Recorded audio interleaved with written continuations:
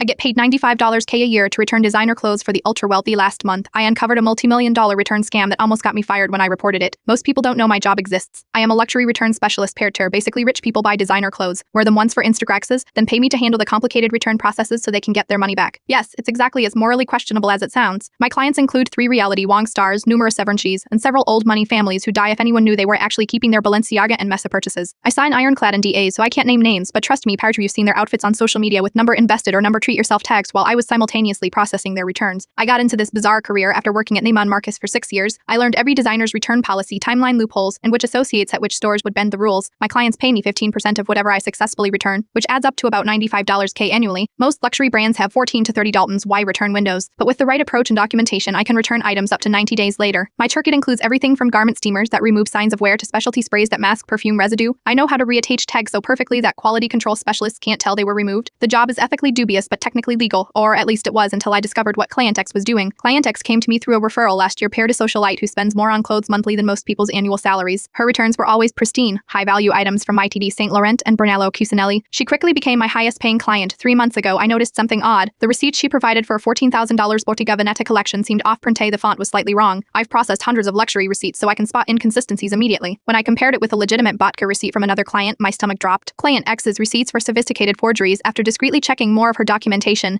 I realized she was running an elaborate scheme, buying authentic designer items overseas at 40 to 60% off US retail prices, creating fake US receipts at full price, then having me return them to American stores for a significant profit. The price differentials between international markets and the US made this wildly profitable. I estimated she'd made nearly $2 million in the past year alone through the scheme. When I confronted her, she didn't even flinch. "Everyone does this," she said dismissively. "The stores mark everything up 1,000% anyway." She offered to split the profits 60-40 as I continued helping her. Instead, I gathered evidence and reported her to the fraud departments at the affected retailers. I expected gratitude. What I got was panic. 2 luxury brands immediately threatened to blacklist me and contact all my other clients. Their legal teams suggested I might be criminally liable as an accomplice. One executive told me point blank, "We know returns fraud happens. We build it into our business model. What we don't need is someone creating publicity about it." They were more concerned about protecting their brand image than stopping a multi-million-dollar scam. Only one retailer turned a family-owned luxury department store purter actually thanked me. Their head of security explained that return fraud costs the luxury retail industry over $15 billion annually, but brands rarely prosecute because wealthy clients are relationship-based business they can't afford to alienate. I lost 40% of my income when I dropped Client X, and several other clients left when they heard rumors I'd snitched on someone. But the family-owned store was so impressed by my ethical stance that they offered me a legitimate position as a returns fraud investigator at a $110K salary. I start next month my first assignment, training their staff to spot people exactly like me. The wild part is that most luxury return specialists aren't uncovering fraud.